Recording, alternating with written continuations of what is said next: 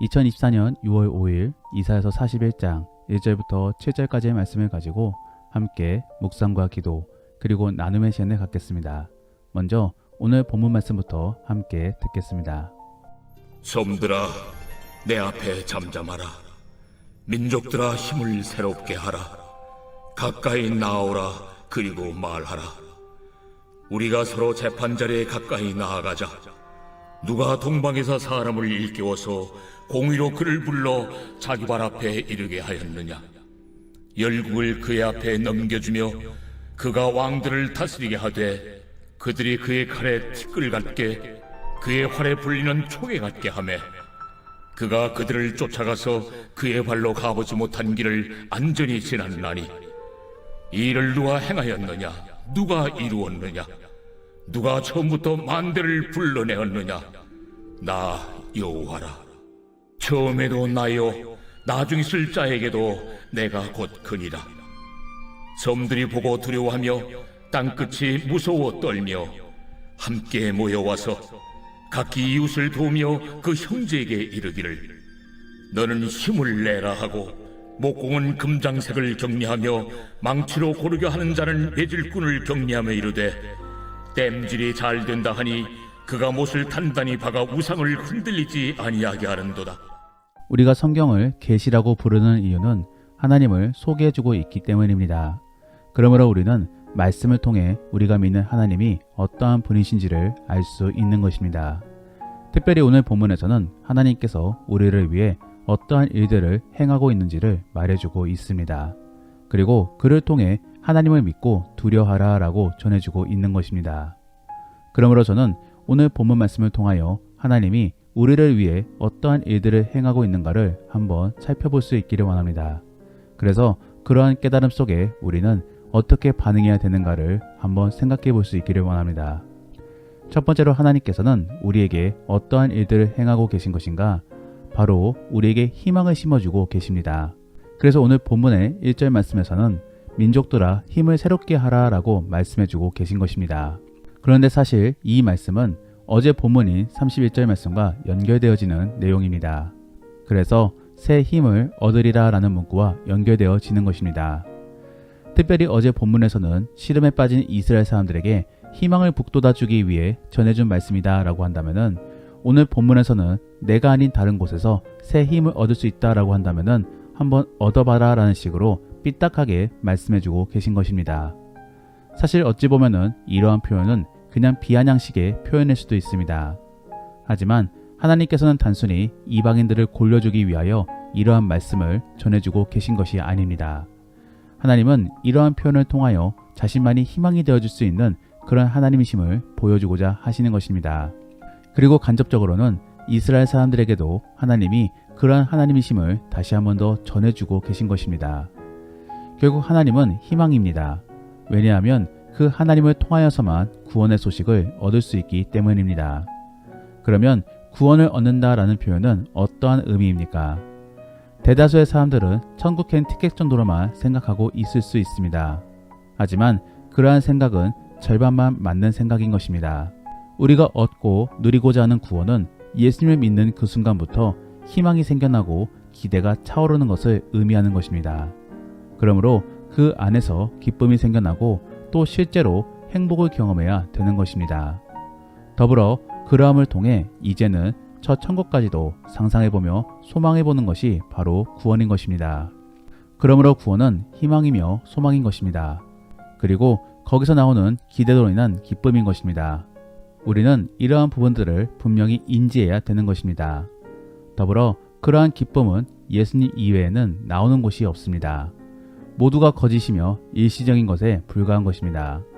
그러므로 우리는 다른 것에 매달리지 말고 오직 예수님께로 올인해야 되는 것입니다. 그러면 예수님께로 올인한다 라는 표현은 어떠한 의미이겠습니까? 바로 예수님의 제자가 된다라는 것이고 또 자기 십자가를 짊어진다 라는 것입니다. 그리고 그러한 이상한 결정을 내리는 사람을 일컬어 우리는 그리스도인이라고 부르는 것입니다. 사랑하는 성도 여러분, 우리가 믿는 하나님께서는 우리에게 희망과 소망을 주고자 하십니다. 그리고 그를 통하여 기대하는 삶을 살게끔 만들고자 하십니다. 그렇다라고 한다면은 이제는 정말로 예수님을 믿고 말씀을 믿음으로 희망의 삶을 살아가야 될 것입니다. 그래서 정말로 그러한 소망이 이루어졌을 때 하나님께서 그렇게 일하셨음을 고백할 수 있는 그런 복된 그리스도인들이 될 수 있기를 원합니다. 두 번째로 하나님께서는 우리에게 하나님이 누구인가를 보여주고 계십니다. 그러므로 오늘 본문의 2절부터 4절까지의 말씀에서는 처음과 나중에 그런 섭리의 하나님이심을 전해주고 있는 것입니다. 하나님께서는 이 세상을 창조하셨고 또 시간도 만드셨습니다.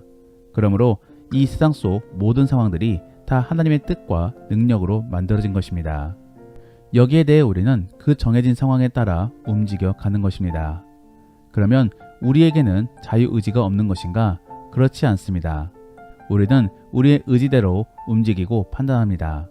다만 하나님께서는 그런 것들을 모두 고려하시면서 상황을 만들어 놓으신 것입니다. 그러므로 우리는 그러한 하나님을 일컬어 전지전능하다라고 표현하고 있는 것입니다. 오늘 본문에서도 하나님께서는 앞으로 일어날 일들에 대하여 전해주고 계십니다. 그래서 2절 말씀에서는 동방에서 사람을 일깨운다 라고 전하고 있는데 이것은 페르시아의 고레스 왕을 일컫고 있는 것입니다. 그러므로 44장 이후에서는 계속적으로 그의 이름이 언급되어지고 있는 것입니다. 그러면 고레스는 어떠한 사람입니까? 그는 페르시아 왕으로서 바벨론을 멸망시킨 사람입니다. 그리고 바벨론 포로들을 귀환시켜준 인물입니다. 그런데 아직은 그러한 사람에 대하여 모두가 모르고 있는 상황입니다. 왜냐하면 그는 미래의 인물이기 때문입니다. 그런데 하나님께서는 미리 그러한 미래의 인물을 언급하시며 자신이 그러한 사람을 세웠고 또 그를 통하여 하나님의 일을 이루실 것임을 말씀해주고 계신 것입니다. 그리고 그를 통하여 이 모든 일들이 다 하나님의 뜻과 계획 아래 이루어지고 있음을 밝히고 계신 것입니다. 결코 하나님께서는 허풍으로 전능함을 드러내고 있지 않으십니다. 실제적으로 일어나고 있는 상황들을 통하여 자신이 누구인가를 밝히 보여주고 계신 것입니다. 우리의 상황도 마찬가지입니다. 우리가 만일 말씀만 믿고 아무것도 일어나지 않는 그런 상황 속에서 하나님만 믿고 있다라고 한다면은 우리는 여타 다른 종교들처럼 미신을 믿고 있는 것일지도 모릅니다.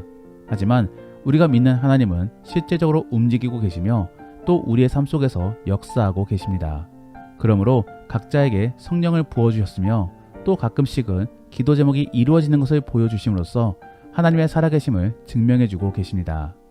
더불어 사회적인 현상들을 통하여 정말로 하나님의 말씀이 이루어지고 있음을 보여주심으로써 하나님은 죽은 자의 하나님이 아닌 산자의 하나님이심을 보여주고 있는 것입니다. 그렇기 때문에 지금도 수많은 사람들이 그 하나님의 존재를 믿고 있는 것입니다.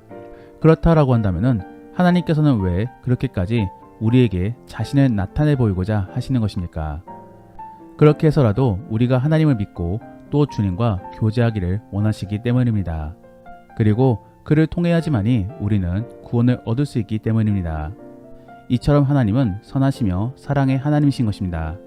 그러면 우리는 이러한 하나님에 대하여 어떻게 바라보고 대해야 되는 것인가?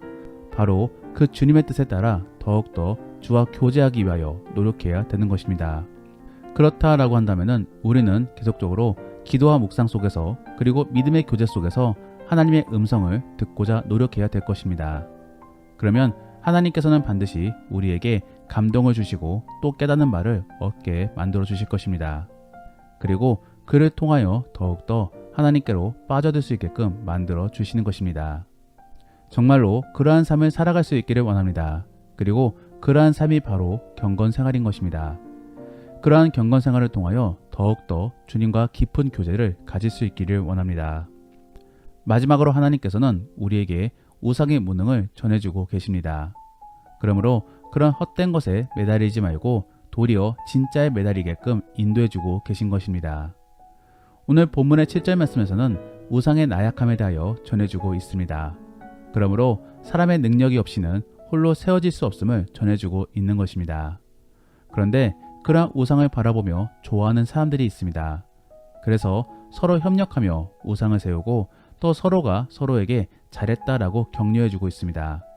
하나님께서는 그러한 모습들을 바라보시면서 한심하다라고 표현해주고 계신 것입니다. 그래서 7절 말씀을 읽어보면은 잘된다라고 표현해주고 있는 것입니다. 이것은 천지창조 때에 하나님께서 보시기 좋았더라 라는 표현의 좋았음과 같은 표현입니다. 즉 하나님은 천지 창조를 바라보시며 보기 좋아라 하셨는데 도리어 인간들은 우상을 바라보면서 보기 좋아라 하는 그런 어리석음을 대조해주고 있는 것입니다. 사람은 참 연약하고 무능한 존재입니다. 그러므로 죄를 지었으면 그 죄의 문제에 대하여 해결하고자 노력해야 될 것인데 도리어 더 많은 죄를 지음으로 더 잘못된 길로 나아갑니다.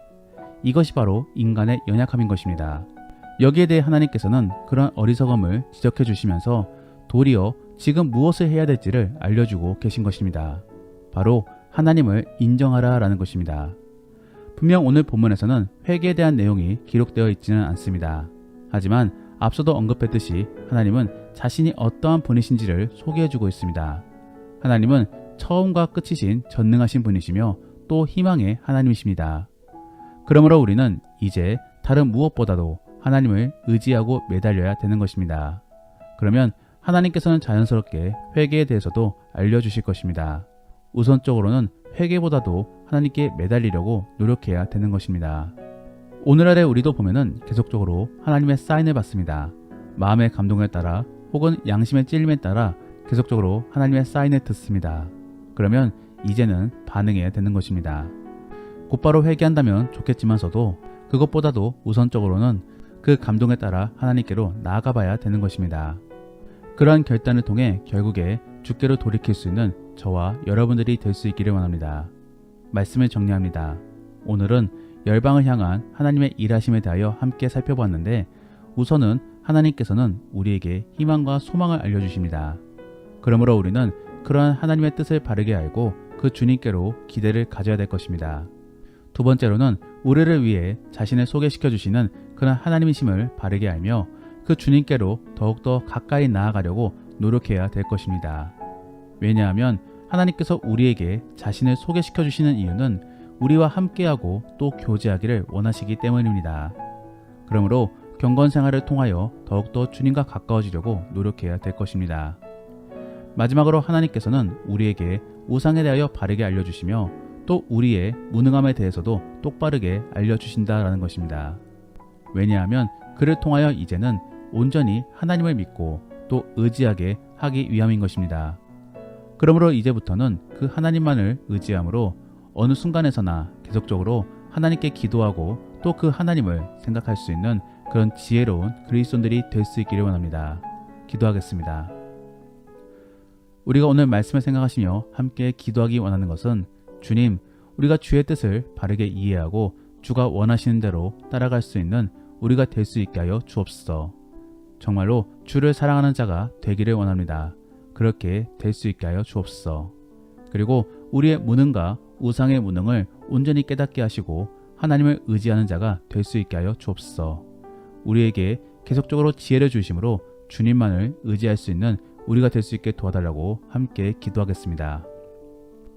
그리고 오늘 본문 말씀을 가지고 믿음의 나눔이나 혹은 가정예배를 드리신다라고 한다면은 요즘에 들리는 혹은 떠오르는 감동은 없는지를 생각해 보시며 기도나 큐티 때에 어떠한 하나님의 음성을 들어보았는가를 한번 나누어 보시기를 바랍니다. 그리고 요즘에 내가 기도함 속에 느끼는 소망이나 희망은 없는지를 생각해 보시며 어떠한 부분들을 바라보고 기도하고 있고 또 무엇을 소망하고 있는지를 한번 나눠 보시기를 바랍니다. 그러면 이제 주님과 함께 깊은 나눔의 시간을 갖겠습니다. 오늘 하루도 주 안에서 승리할 수 있기를 원합니다.